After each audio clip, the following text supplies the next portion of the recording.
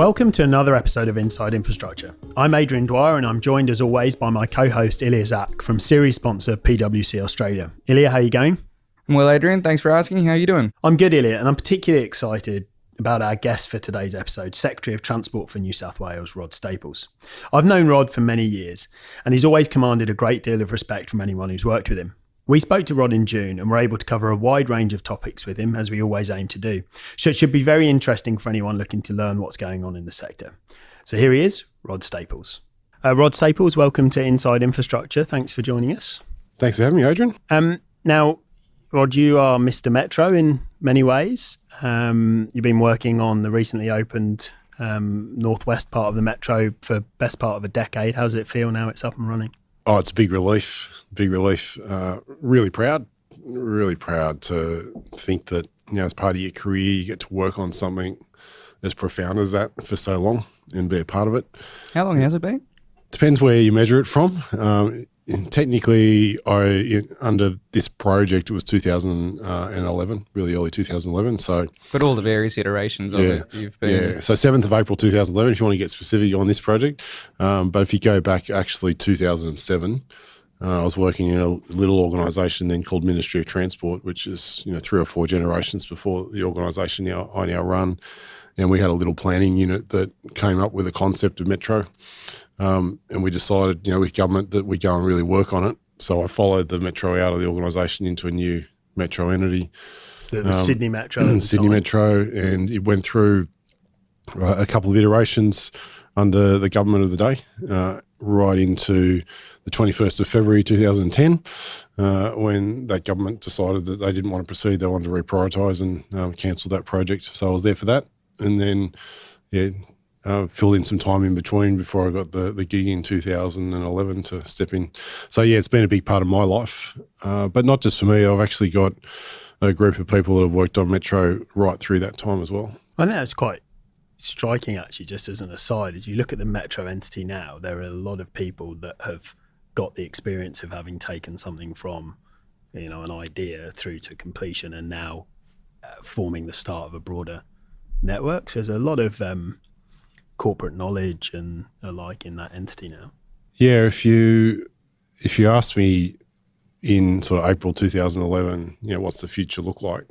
It's not where we are today by any means. I can't claim to have been the visionary at that point in time that this is where we go. It's been probably more incremental steps and the opportunities that presented themselves, and we've always gone for the tougher option, but the one that's going to be more transformative along the way. So I think by 2013, a couple of years in, when we'd really pushed the whole Northwest Rail Link as it was around, we threw it out to the community and said, tell us what you think. And they did. They were pretty brutal. They didn't like what we put out there. We put it out to industry, tell us what you think. And they did. They were pretty brutal as well. So by the time we'd shaken it with that input, as well as tested ourselves, with our technical people, it was really different. It went from an extension of our existing rail to essentially a whole new system and the foundation of what is now a network that we're going to see roll out in the years ahead in Sydney. And you got the chance to take the family up there and have a go on it on the opening day? Or? Yeah, absolutely. 3 kids, 9, 11 and 12. The 9-year-old, he was only just born when I started on it. So all 3 of them really, they only know me as running a Metro. They don't think I'm actually about anything else. That's what I do. That's what Dad does all the time. So it was cool, really cool to take them out. They've been a part of the journey. They hear the stories, gone to their schools and talked to, you have that sort of dad goes to school and talks about his job type stuff. I got, had some great stories to tell, hard hats, TBM and stuff like that at school. So to actually get them out and touch it, feel it, be a part of the excitement with the kids and my wife was, I was on there on the first day, that free day, and it was 90% just train nerds and kids taking photos, taking selfies. It's amazing how much the city's kind of embraced what is, it's a train line. We've got other train lines, but this one seems to have really struck a nerve.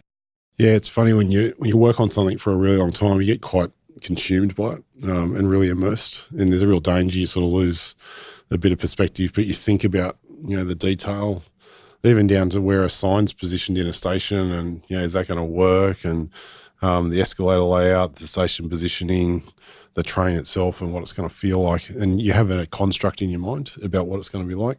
And then you think about the community, you think, oh yeah, like I hope they like it. Like I really hope they do, but you never quite know whether they will. Looks like they do though. But I mean, I got on it on the Sunday, the opening day, 26th of May, and yeah, anxious to see it run well. But I didn't get off for like 6 or 7 hours. You were just going around in I circles? just went up and down and jumped off the station, had a chat with staff, and just engaged with the community and just, really took it in. Did you get stressed out when a couple of there were a couple of moments there? I was stressed the whole day. Because there's so many moving parts. Yeah. Brand new technology, first in Australia. It's certainly proven overseas, but to put all that together, turn up on a day and then consume it with 140,000 people and put it to a test. So, yeah, it had some problems, but the overwhelming feedback from the community was just a sense of excitement. I met a guy who'd flown up from Melbourne. Yeah. So you'd probably qualify him as a train spotter. Yeah, I'd be the number one fan. But people from Newcastle, Wollongong, Central Coast, people from around the corner from the station who have been watching the construction for the last 6 or 7 years. So the cross-section was great. Seeing the kids on there and thinking that, that kid who lives close by is going to be able to get this train to university. It's going to change their lives. Now, your interest in transport and public transport isn't just those 12 years. We read somewhere that your grandfather worked on the Sydney Harbour Bridge. So civil engineering's in the family?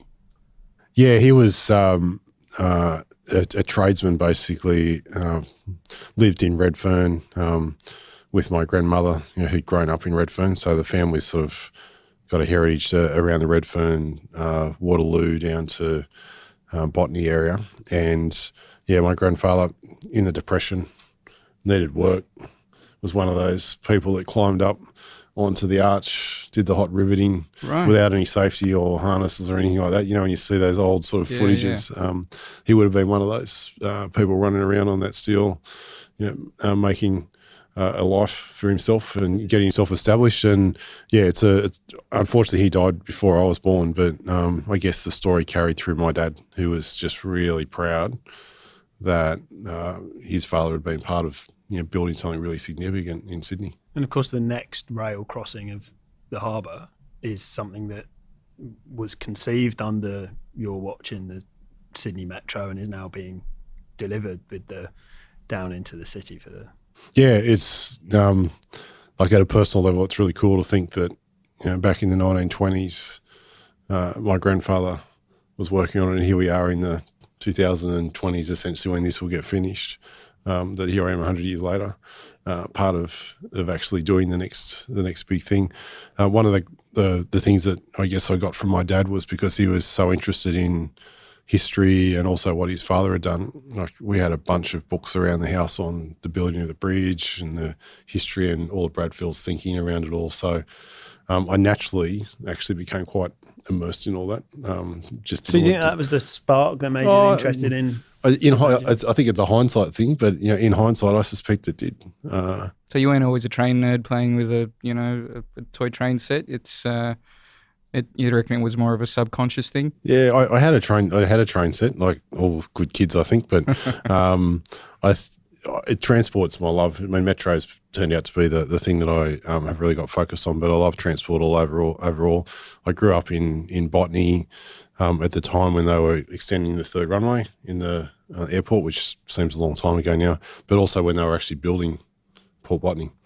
So I actually saw them, fill the bay in and put all of that port in. So I think between construction, transport, heavy vehicles, and so forth, I got right into it. At what age did you think sort of engineering's where I want to go?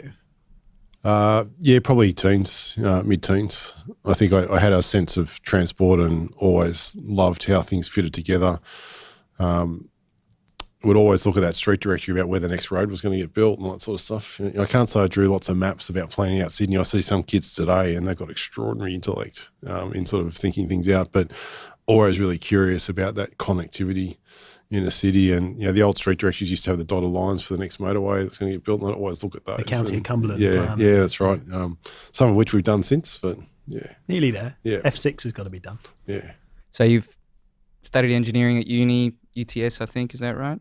And then then started working, and then you were at Arup for like 8 years? Is that right? Yes, I actually started in local government while I was studying. I ended up going part-time. I had a stint of about nearly a year down in Yass.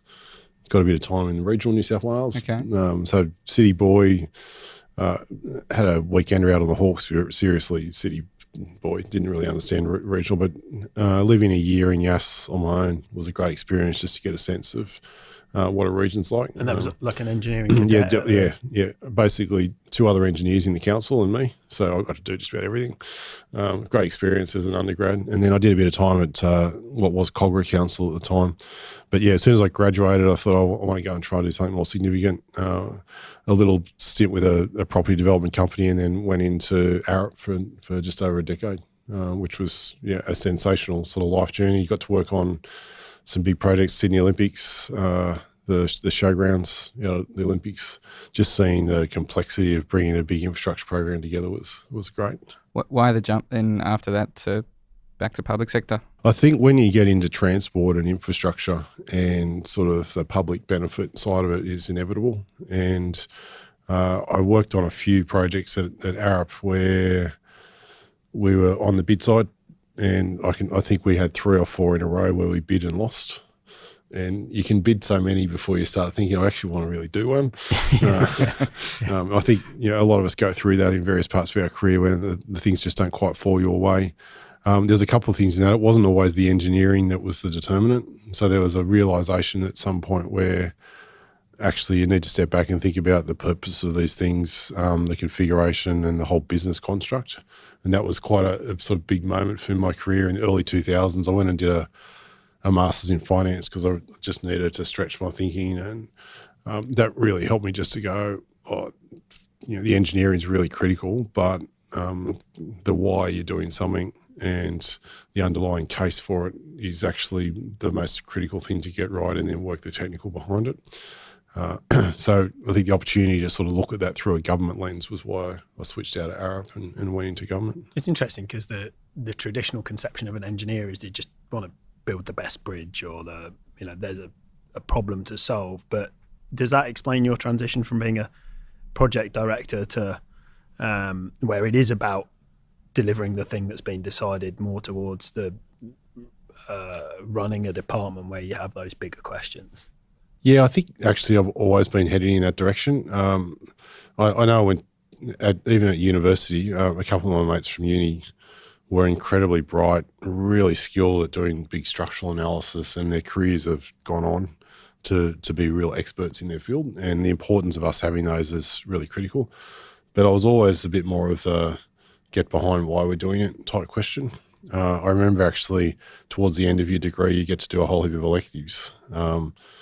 And I got called in by the Dean of Engineering with a bit of a please explain, because every elective I chose to do was outside of engineering. Yeah. It was down in business and arts and communications, and he wasn't particularly happy because he thought I should be doing more technical stuff. So I think even then I was actually sort of in my own mind thinking, well, this has been a great degree, but I want to do something other than the hardcore technical, and I've just kept going since then. So even when I ran Metro, the technical stuff was really important, but it was as much the people management, the communications, the engagement, the willingness to adapt. And it'd be wrong to think of Metro as just a project, because it's not. It's a city shaping. Yep. It's sort of a defining thing for Sydney. Yeah, and I think as a team, when I built the team early on, I looked for some really different characters, and like a Tom Jollibrand, who was a planner, not a builder, but would think about the city shaping stuff, and threw him into the team, and that just took us on a whole different dimension. So to me, it wasn't about me doing it on my own, but finding the right people to really push us around. It's interesting because Metro has a placemaking role, Sydney Metro Authority, which is new, I guess, for an agency that's ostensibly just a rail delivery or a rail operations entity. Is that do you see that as being more and more of a role for the rest of transport to consider to kind of overlap a lot more with Department of Planning's traditional role? I don't know whether it's overlapping with planning's role, but I think it's recognising the critical interplay between transport and placemaking. And The station makes the place. the station makes the place. If I go out on the northwest at the moment, I go to somewhere like Castle Hill, you actually get a feel for what we're trying to create. There's new development there. There's a shopping centre. There's a retail strip, pretty low scale, but all up really good. And then you go to Kellyville, it's still a paddock. Yeah. But you know, and now the people have got their head around what that station is, the imagination, getting that urban design right, getting the right retail mix, commercial mix, and residential in there, and creating something that's actually a 7-day-a-week, all-day activity rather than sort of a dormitory commuter in and out early in the morning and back in the afternoon. But it's all catalysed by the station. Yeah, and so I think we're saying transport's got a role to play, because if we leave it to market on its own, it'll probably go down that path of what's the quickest way to sell and develop, which may end up being all residential, and it'll sort of not create the sense of place. Yeah. So we need to, and there's some great examples around the world. You know, obviously we've got MTR involved. We've looked at Hong Kong, completely different land use mix and culture, but some of the underlying principles that have been applied there about lead in and create a place and some commercial activity in and around the station, and it actually creates a whole new community. You know, we've got a role to play. We don't have to do it everywhere. I think there's places where, for example, Barangaroo, we're putting a station in.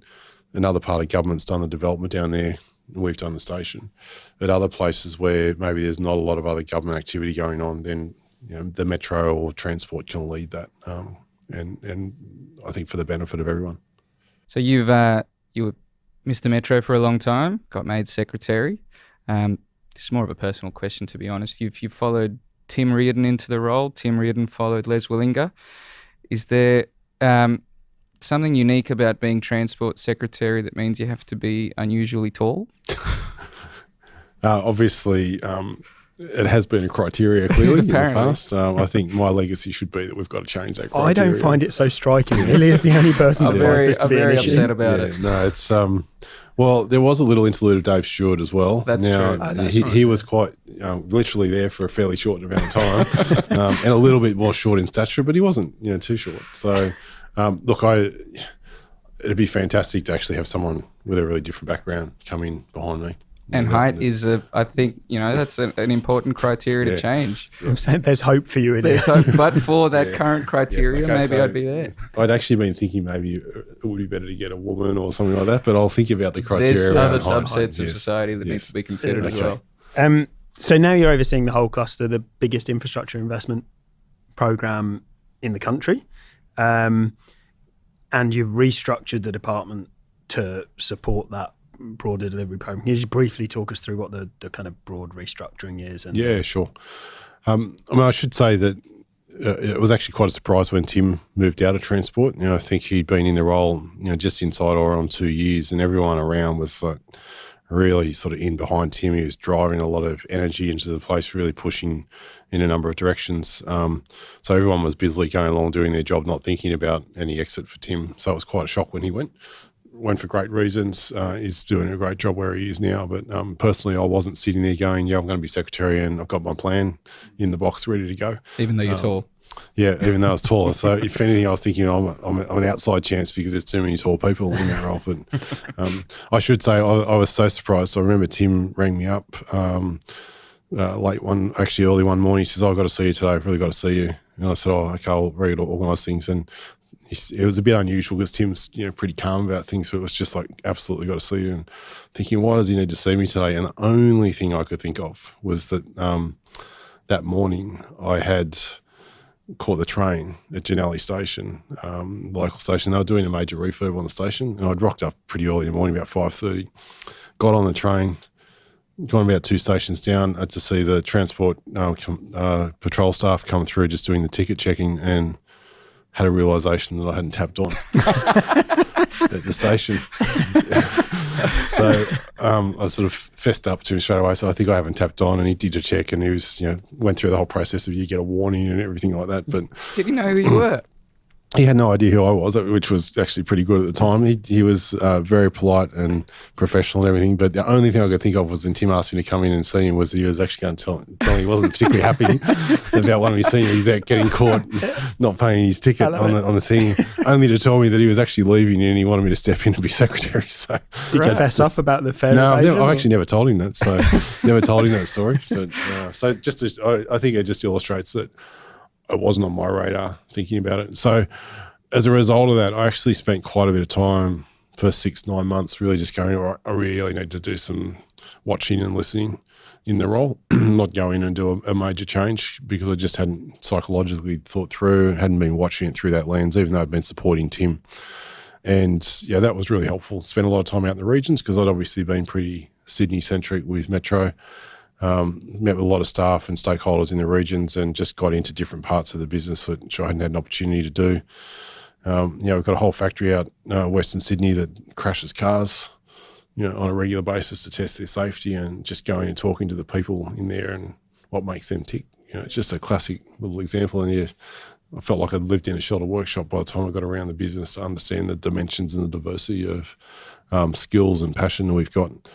But yeah, I did confront sort of mid to late 2018 where I started to think, I made a few changes internally within Transport for New South Wales because a couple of people moved on.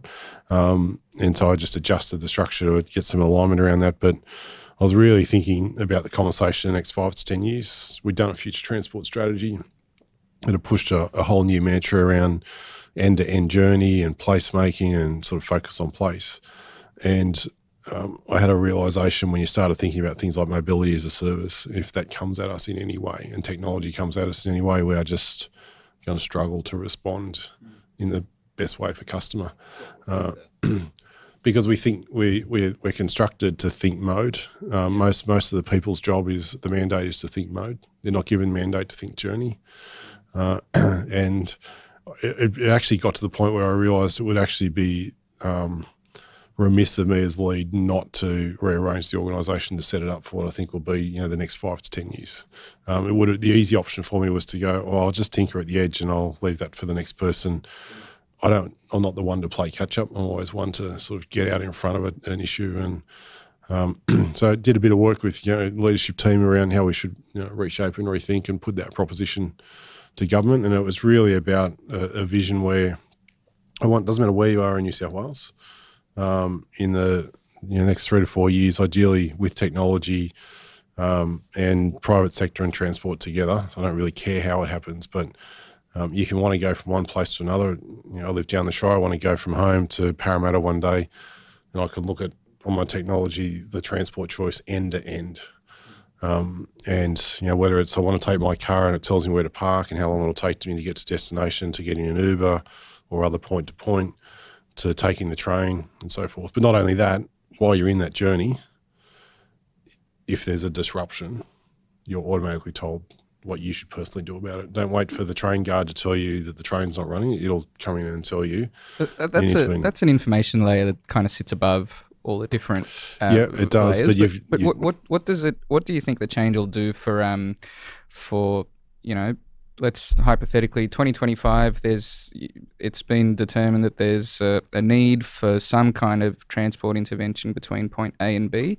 What's the new structure going to do differently to what we're doing before? So trying to get the customer lens to lead the decision making more essentially. So while what you say is it's the information lens, as soon as you open up that spectrum and that choice set, you'll soon establish where the weaknesses are and where things need to be fixed. Whereas we tend to look at it through modal solution rather than journey solution at the moment. We've got really good customer satisfaction on our modes, but we don't measure customer satisfaction by journey. Yeah. And in fact, that's where the gaps are. So we wonder why we're not getting great feedback on transport sometimes. And yet we look at our stats and say, but our satisfaction is really good, whether it's road or other. And it's the realisation it's the bits joining it together and maybe some of the missing links where the gems are for us to make a difference. So I think looking at it through the lens of journey and rearranging so that there's more of the organisation's basically accountabilities and drive is about the journey and not just about the individual mode is the thing that's going to shift it for us. The integration of Opal fares a couple of years ago, which is the thing that I had a tiny bit of involvement in, has that been a big driver of that kind of non-mode focus? I'd go as far as saying I think Opal has been the biggest single impact on transport in the greater Sydney metropolitan area. I mean, obviously regions haven't got it, and that's one of the big questions about how we actually provide something like that for the regions, and we're challenging ourselves to find the right solutions for that. But you think about how easy it is to move around with your Opal card now, how much it's taken down the sort of intuitive barriers. You don't leave home thinking, but when I change there, how am I going to pay for this, and those sorts of things. It just becomes natural. We've seen it in the response. Rail's gone from just over 300 to just over 400 million trips in 4 years. We've got more than 800 million public transport trips a year now. It's just the service quality has been a big part, but I'd say the single biggest catalyst has had to have been Opal. It just makes it more frictionless to move around. Yeah, but the exciting thing that's come with it is that behind it there's this wealth of data and insight that we never had. Can you talk us through what that's done to your whether it's service planning or maybe project selection? What impact has that data had on you and the way you run the department today?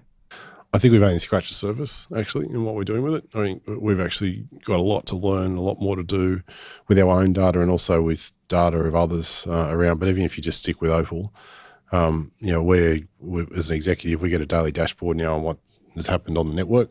So you immediately get a sense of where things are happening. When we have a major incident on the network now, our analysis is not on the on-time train running. It's actually on the gate-to-gate customer travel time. You do that against a normal day and you actually see where the impacts were. Okay, what happened? What's the lessons? What could we have done differently in that incident to have addressed that type of thing? So that, to me, is a profound shift for us. We're even getting to the point now where as we improve the data feeds, it's getting more live. Right. So through a whole heap of algorithms, and these algorithms are still learning, but we'll be getting loads coming through stations. We'll be predicting the number of people on a train. And so we'll have really good sense of the loads on trains.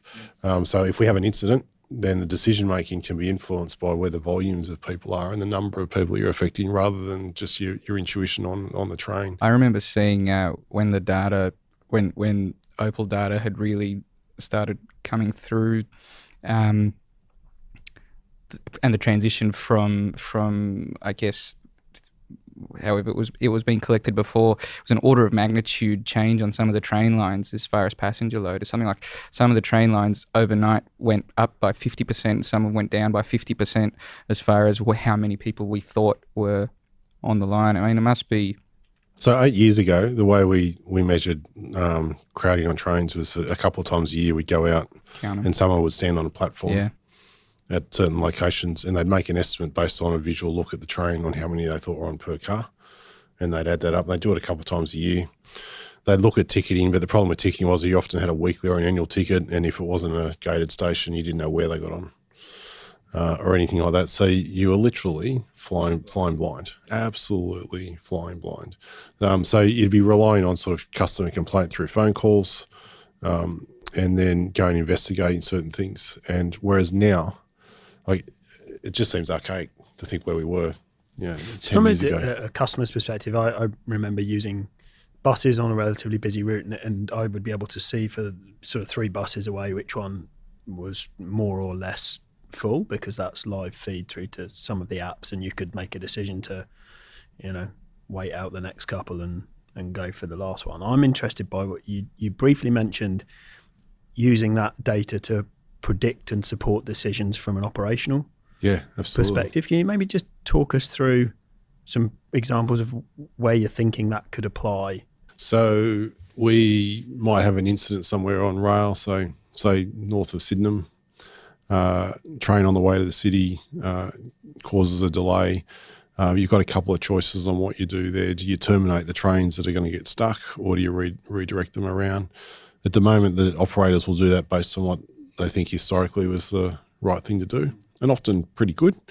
But what you could do now is say straight away, give me a dashboard on the number of people on this line versus another line. What sort of loadings have we got on the trains?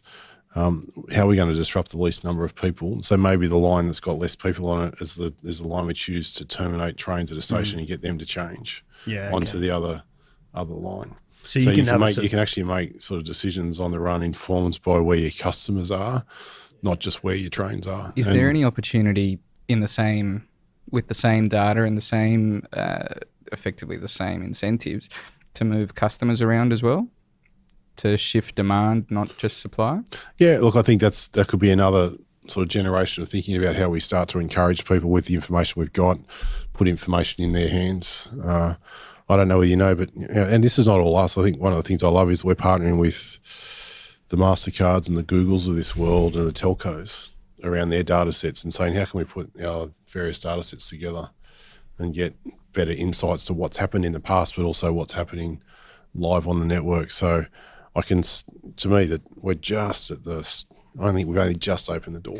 Because we've had the peak pricing on trains for a long time, but that's only one way to incentivize certain behaviours.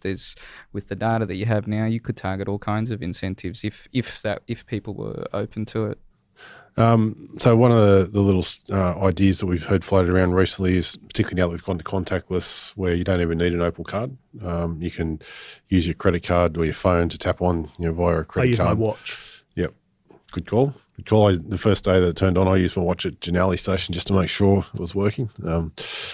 4:50 in the morning, I checked it. Because when the minister tried it with his phone, he had to go through the gate 4 or 5 times, didn't he? There's always teething issues. There's always teething issues, particularly when you put a minister out. They exclusively happen when the minister's there. Yeah. But it's the same as water restrictions in Sydney. You always announce them and then it starts raining the next day. It's the same with Opal cards. But just to give you a window where some of because essentially the payment providers are thinking with that. So we've got a sporting event at Homebush. One of our issues is the loads coming in and out of that, and everything that we can do to spread that load, maybe over a 2 to 3 hour period rather than that sort of peak bumping. So if you've got a situation where, say, card merchants can create incentives in the payment, discount to come in earlier, maybe drive people into merchandise stores or into food shops. If you get there by a certain time, you get a discount type stuff. You can actually change behaviour without government imposing a different fare regime. You can actually do it through other commercial incentives and so forth. And all we are is basically the payment system, and then they can lay over the top and do what they wish. So we'd love to see that sort of innovation. But to me, that's just like a sample. Wouldn't take that one too literally. It just gives you an idea of the sort of thinking that's out there now. It's a fine example because you've also got the payment platforms have much richer information about so the MasterCards and Amex of the world, they know your home address. They'll often know who your employer is, so what your work address is. You can see that they have a much broader picture and your spending habits that they can use to influence people in a much more micro. That's right. The other big area that data's gone for us is just the visibility of what's going on our network. You go into your management centres and you're often flying blind about where your trains were or your buses were and so forth. But we've done a lot of work in terms of operating system technology to be able to monitor that, and that's turned itself into what I think is a sensational platform of real-time data for customers. So that's the real-time and operational piece. Presumably it's giving you rich data for then planning as well? Yeah, absolutely, because we get much better sense of performance. So you can look at before, when we were tracking buses, there'd just be someone occasionally going out and doing spot checks at certain locations about whether buses were turning up on time.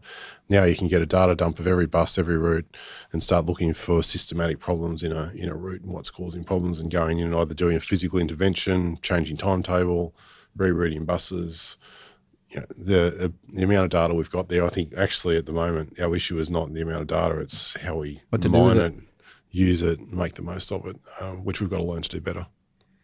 So you've entered at a period when New South Wales is investing more in transport than it probably ever has. Organisations changed from operations to a much more delivery focused organisation. How's that change been? How has that changed the organisation, and what is that going to continue, do you think? Oh, look, transport's gone through a major change in the last 8 years or so. I think we went from a very disparate set of organisations into really bringing the public transport piece together in a strong way and getting roads to a much more aligned sort of position. So that transport cluster in New South Wales, I think, has paid enormous dividends. And I think it's not just about the big build. I mean, I'm an engineer. I love as good a construction site as good as the next person, if not more. But I think particularly in the last year running transport, I've come to realise that some of the coolest things we can do for customers are smart technologies you overlay, just thinking differently about how we use our assets and our systems. Not that transport's got all the solutions, but there's an industry globally that is thinking pretty creatively here. We want to be part of that journey and be pretty much at the forefront, certainly in Australia. There is absolutely. There's a lot of opportunity to use the existing infrastructure that we have a bit more effectively, rather than always building more. Because if everything that's coming online now, if we keep going at this pace, the OPEX implications for the budget are pretty enormous. Do you think there's much room for more growth in the networks under current settings? Oh, I think there's always more opportunity for growth, probably more targeted. As part of the change that we're doing in transport now, we're bringing sort of Transport for New South Wales, which has sort of had the oversight of planning and the public transport piece, and we're bringing that together with roads. And the reason for that is the roads are such a critical part of the system, and I think increasingly the more aligned they are, the better. So very positive about bringing those sort of functions together so we can make the most of the overall transport asset base and trade off the various things. I think the investment pipeline in Sydney and New South Wales needs to continue. It's very aggressive at the moment. I think it'll be seen as a golden era in the history books, a golden era. So will it continue at this rate? No, probably not. But I don't see it stopping in the very short term. I'd say the next 5 years or so is still going to be really 5 to 10 years is still very significant investment. What I want to make sure we do with that investment, but is I think there's a huge onus on us not to just continue to roll more of the same. Yeah. When you're spending billions of dollars, there's a massive onus on us to push ourselves to bring the next generation of technology and customer service and so forth in. I mean, personally, that was the big catalyst in Metro, was we could have gone and respected the legacy system and kept expanding that, or we could be a bit brave and take the new technology path. So other than operationally, because we know it's a Metro, single deck, lots of doors, turn up and go. What does it do? How does it compare to the Sydney Trains network in terms of costs, in terms of reliability, etc.? The challenge with the Sydney Trains network is it's really complicated and tangled together. So whenever you get an issue in one area, it cascades across the network. So that's the big challenge, is how we simplify that. The benefit of going to Metro is with the automation, it brings a massively higher level of reliability, a much higher or faster response time to an incident. So incidents still will happen on these railways, but the ability to respond really quickly, because you're not trying to arrange a whole heap of people behind the scenes to make it happen. You can pull these things out of a storage area along the line somewhere and intervene on an incident really quickly. With the automation, the screen doors is the new thing for Sydney. Just can't get on that station and get your way onto that track. As a parent, that's just a profound shift. So more efficient. It's definitely got an efficiency to it. I'd say the thing that I most like about it is it's freeing up staff to do something different. Mm-hmm. There's still staff on Metro. I think that's one of the slight illusions sometimes. But the staff are actually more focused on the customer because the technology is doing the safe operation piece, and they're a backup to that, and their day job is to focus on customer. Whereas in the Sydney train system, because of the legacy, the driver necessarily, and great drivers that we've got, have to focus on the safe operation and therefore haven't got the time for the customer. So it's just a different approach. So Sydney's rail future is single deck Metro. Do you think there'll be an expansion of the double deck network, or will all future rail lines in Sydney be? I see Metro as the future for putting rail into new areas. I think the technology, the capacities that it brings, the reliability, the speed, it is the future. But Howard Collins and I talk about this often. It is not at the cost of a continued investment in our existing Sydney Trains network. That doesn't just mean replacing the trains that we've got, but that means as we replace the signalling systems, go to the new generations, bring a level of technology and automation in there so we get more reliability. We need to do both because the Sydney Trains system will remain a critical backbone of transit. So you see things like converting more of the existing lines to be more similar to the metro style service, or just upgrading? I think they'll become more metro-like. We've already got arguably in some of the lines, like the Eastern Suburbs line now. So T4, the northern end of T4 line is essentially a metro service now. Put a bit of technology in there, still have a driver, but really more as a backup to the safety system and let the train do more of the driving itself. And you can see those sorts of things coming without a doubt, and customers will benefit with it. What do you think that's going to do to cost recovery? I think it helps with cost recovery, no question at all. It's not the underlying driver for doing it. I guess that would be the point I'd make, is that we are trying to take a pretty customer-centred view.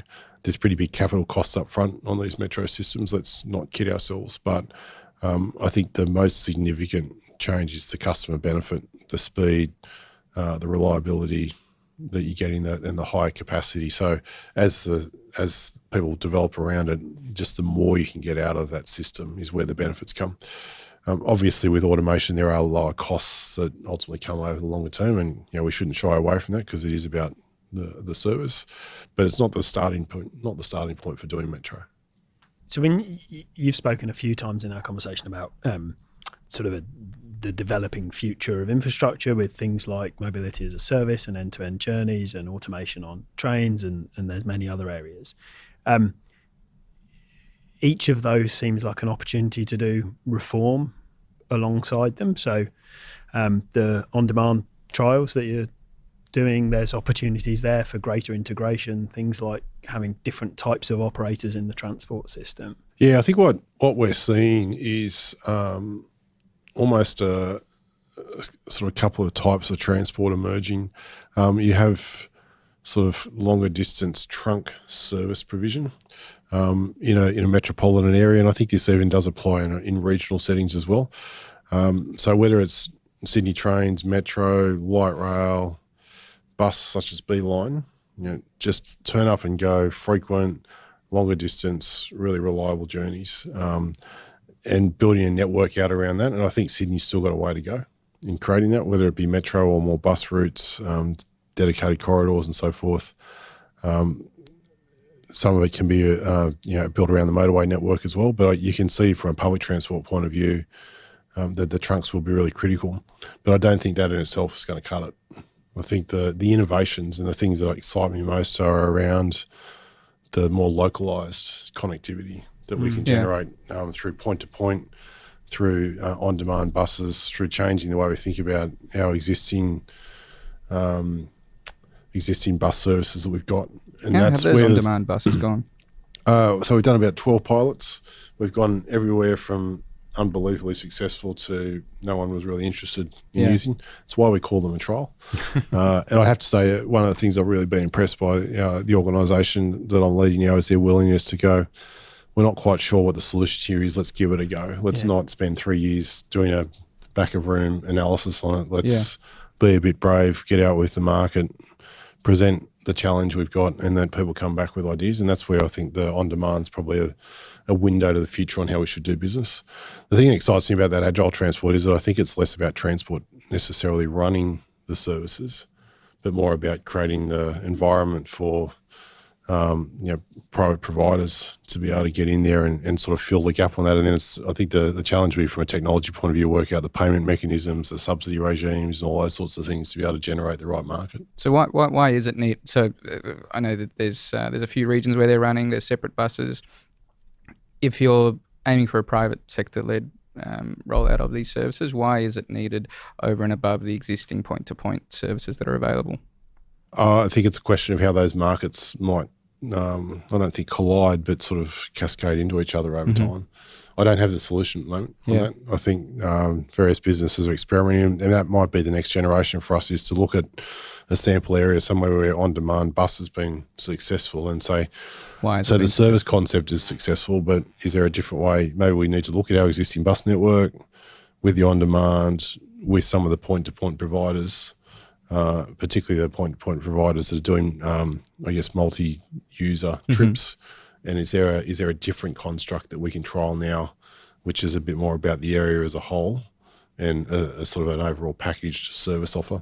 A lot of the bus operators and others around the world are sort of starting to look to that rather than just saying, oh yeah, we run big buses with 60 people on them. They're going, no, the market in front of us is being disrupted, and you can see them trying to adapt, but there's new entrants coming in too, which is, to me, really cool. Just to drill down a bit, have you got a sense of between that spectrum of being really successful and nobody using them, are there some defining features of why the ones have been successful versus not? It's sometimes the service around which they're actually operating. So, a couple have been successful up on the northern beaches. We've had a really successful one. It's sort of built itself around Beeline. And so Beeline has created a situation where you've got a more end-to-end trunk service and a different type of bus feeder service. So it's a bit more like a train line in the way you imagine it as a customer. And it's created that sort of last mile issue to resolve. And so I think it's filled a gap in that. Down in the Shire, we've had a really successful one as well in southern Sydney. And it's once again built around a really good sort of trunk system that's there. Is it people that otherwise would be driving and instead are getting to the station, or is it? Yeah, we still haven't done enough research to really get to the bottom of that. I mean, ideally, it's people that have been driving, or it's people that were actually driving a long way and weren't even getting on transit in the first place. Would be best case scenario. But so perhaps someone who would otherwise have driven into the city is instead. Yep, absolutely. That would be sort of best case scenario in terms of congestion management, to have got them onto the train, but even driving to the station and having an alternate, given how crowded we are around our stations for space. So another potential form of congestion management, which we've mentioned probably on every episode in this series, is maybe some form of price incentive or any kind of incentive to avoid congested areas. Can you see any, particularly with the rise of these point-to-point services, which in some cities have been found to be adding to congestion? Can you see any path to that being considered in Sydney, whether it's a road pricing mechanism or just a discrete congestion charge, anything like that? Look, I think as head of the Transport Agency for New South Wales, I think you've got to be pretty sensitive to the government's view that cost of living is a really high priority. So whatever government decides to do from a policy point of view, I think is going to have a really tight focus and lens on that. That doesn't mean that you can't make changes to charge. I think we need to always challenge ourselves around that. And certainly in the service provision space, I think that there's definitely scope for changes in charging structures. And if we move to a more mobility as a service type thing where more private operators are in there, then there's scope to bring that in. One of the challenges in that space is, I think from a social equity point of view, we'll need to look at some sort of subsidy regime. Now, we spend a lot of money on transport services at the moment. Maybe it's about redistributing some of that so that those that are more disadvantaged, the subsidy goes through their payment rather than to the operator. So I can see some opportunities there. I think more on the sort of the road-based transport, maybe one channel through there is if we've got more service providers on the road, then charging for the service provision is actually a mechanism. So it's sort of a layer behind the consumer. So you mean like an Uber or an Ola? Yeah, that's right. So that's what's happened. That's what's happened in New York just now. It's been led by Uber and Amazon, I think.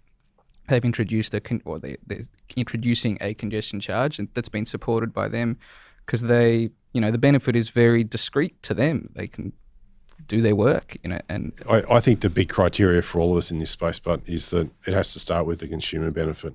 So what's the consumer benefit first, and what's the value of that? And if you can demonstrate that, then it's a conversation to be had about why you're putting that charge where it is. If it's just an imposed cost, without an eye to the benefit that's coming to the consumer, then I think it'll just be seen as a tax and it'll be called out that way, and the cost of living issues immediately come in front of you. So, there's obviously conversations around the decline in the revenue that we're going to see in the road space as well. Clearly, that's going to be a big issue. How you deal with the electric vehicle charging regime, absolutely. Someone's got to lead on that. It's hard for us from where we sit to be the leader on that, I think. We do. I don't want to pass the buck. I guess, ideally it's a Commonwealth-led thing given the way taxes are imposed at the moment. But if it's not, then we'll have to confront it in some form at some point, because otherwise the revenue base for transport across Australia is significantly undermined. I mean, you are in some ways confronting it with the expansion of toll roads. I mean, it's the charge is discrete to those roads, but with the next stage of WestConnect's opening, that there's a big chunk of Sydney is going to have a distance-based charging regime. How much?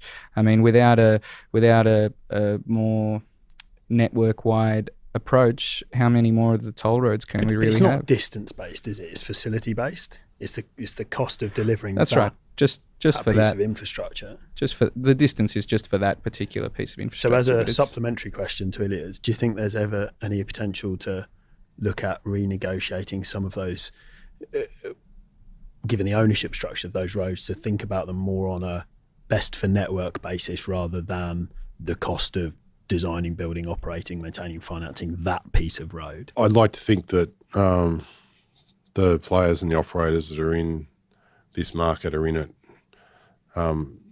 as sort of transport organisations that want to make changes in cities. And if that's why they're there, then they're going to be open-minded around it. Obviously, they're going to want to work out how they maintain or increase their returns in respect of that. But if you're just going with a leave us alone type mentality, I don't see that. But I think whatever they've got a view about their HIV to help shape a city, then their doors will be open to those sort of conversations. I'm pretty optimistic that they would be. So if you think about pricing across within your portfolio now, you've got RMS, you're the letter of those concessions, if you like, and you've got the public transport piece. You do have some levers to a greater or lesser extent across the whole pricing of the transport network. Can you see a more integrated approach to deciding what those prices are and what the price paths should be? Oh, I can over time. I think we'll spend a little bit of time just getting our head around the collective. And I think the reality is, and this is really what your last question was about, is that there are some impediments or challenges because it was built through a certain lens at a certain time, a lot of the pricing regime. And it was initially, we want to build a road, we can't quite afford it, and how about we levy the users of it? And then the network's incrementally been built around that. And we've got a system of charging on the basis of that. It's very hard to tweak that. You've actually got to fundamentally reform that aspect of it. But that combined with what we're trying to do with mobility more generally, I think absolutely it's on us to keep challenging, finding the models and looking around the world about how else they're doing it and what can we adopt here. I just want to talk about electric vehicles just briefly. And it's not the question you're expecting to me ask about how you price for electric vehicles. It's more about the convergence between the transport sector and the energy sector.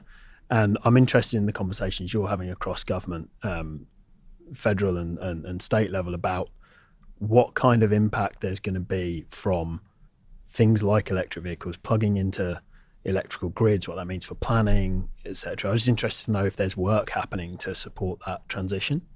And when you look at the whole of transport, we are a pretty heavy energy provider already, if you think about rail.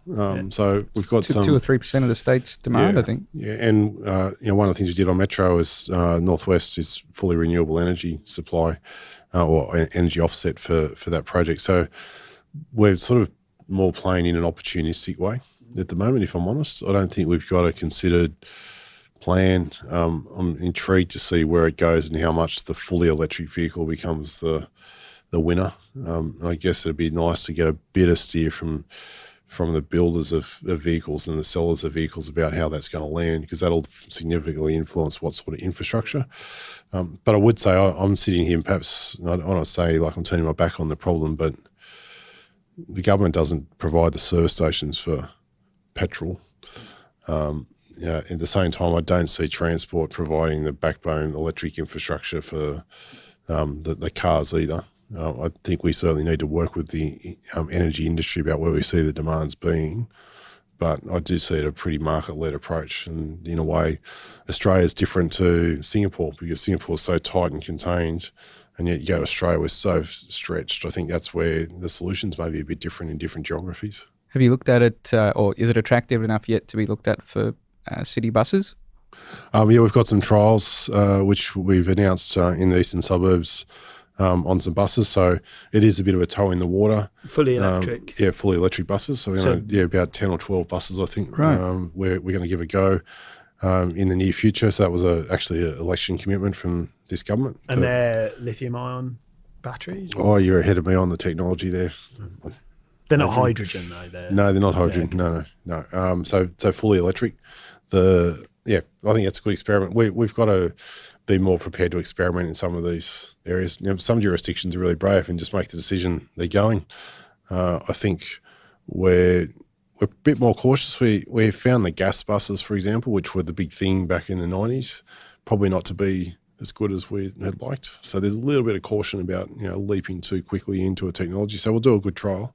And if it proves to be something that it's got a good sort of life cycle for buses, I can see a lot more of it happening, particularly in inner areas. There's a fascinating stat from Bloomberg that the rollout of electric buses in China, because they're driven just so much, has had more of an impact in removing oil demand than the complete use of electric cars around the world.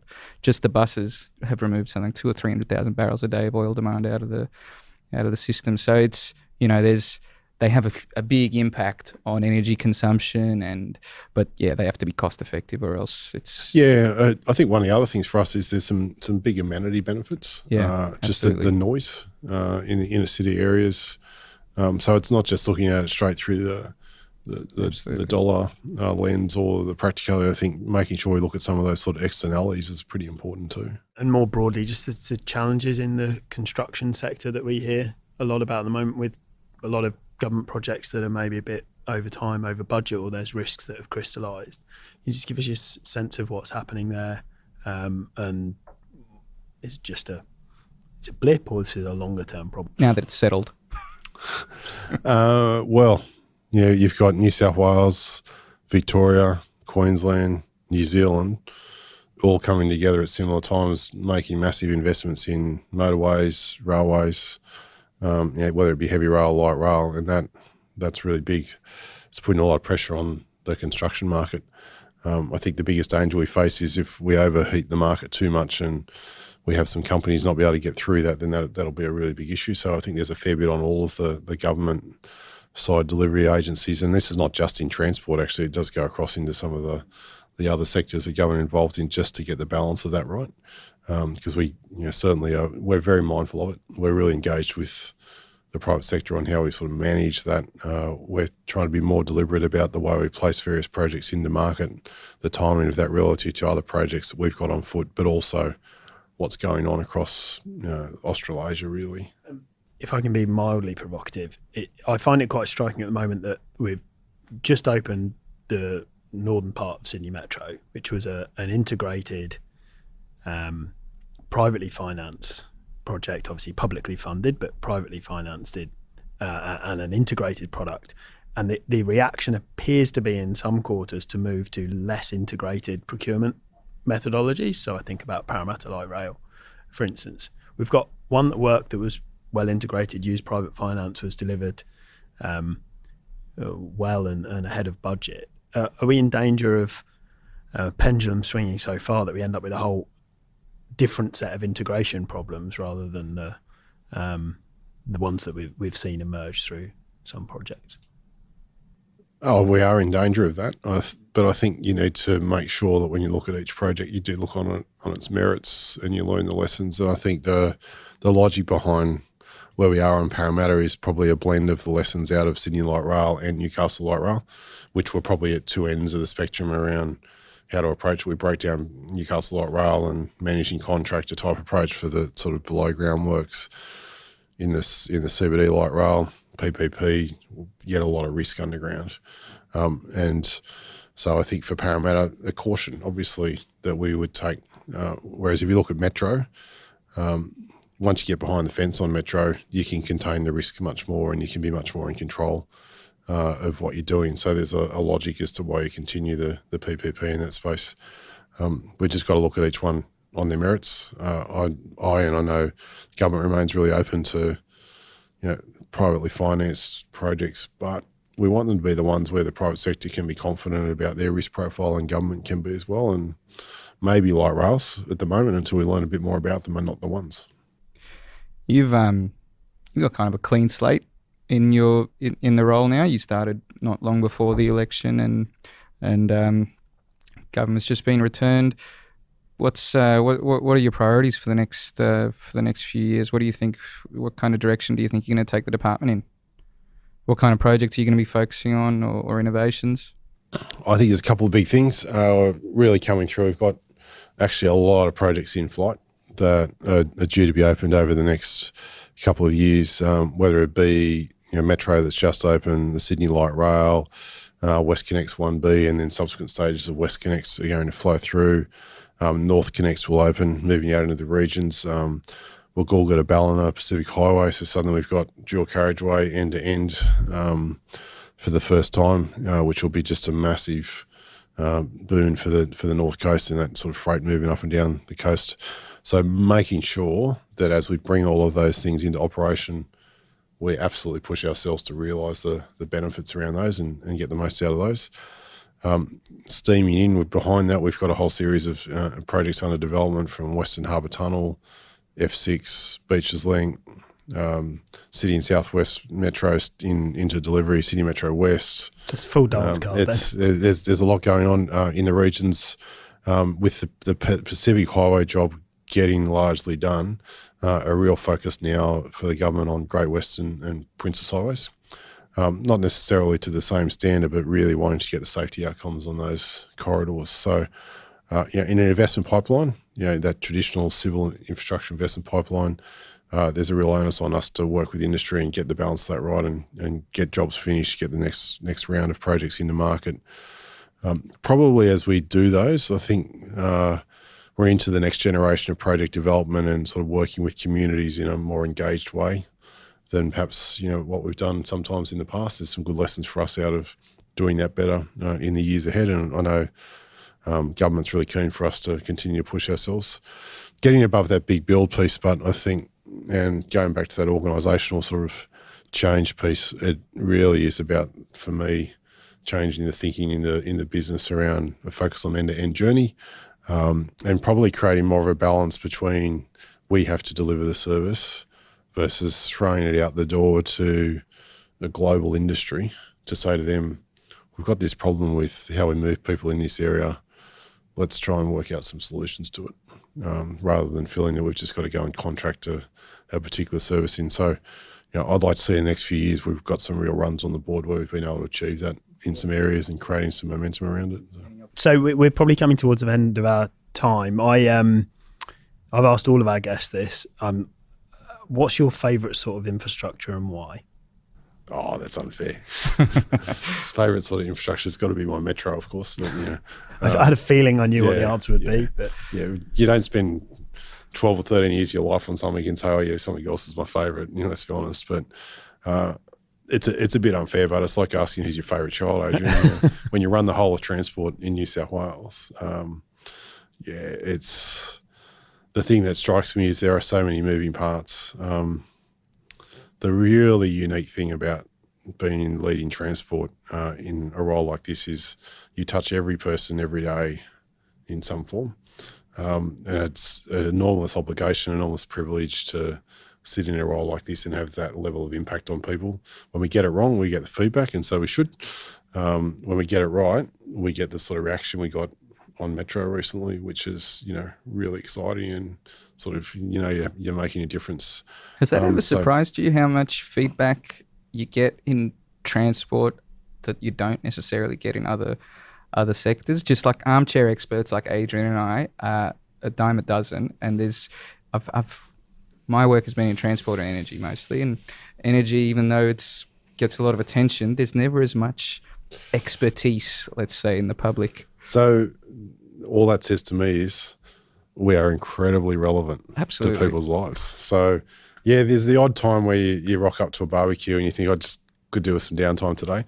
And sure enough, within 10 minutes, it turns to transport and we're into it and we're onto it. And I'm always up for the conversation. But it's because it's such an integral part of people's lives, and increasingly so. I mean, go back 50 years, how much do people move around in their lives? How much more mobile are they now?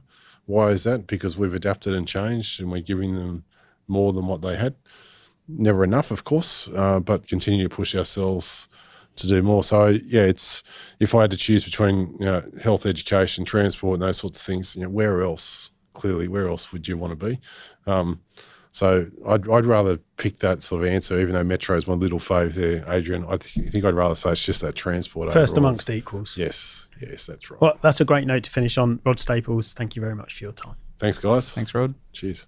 So that was our chat with Rod Staples. Ilya, what do you think? Certainly lives and breathes transport, doesn't he? I was pretty taken by not just how open-minded he is about the future of the transport sector, but also how willing he is to act on that understanding. A new secretary could reasonably be expected to lay low for a while, but he seems to have jumped at the opportunity first chance he got, with repositioning to focus on place and journey. Certainly seems to me that New South Wales is well served by having Rod involved in any transport role, and even more so as the secretary. So it was great to have him on.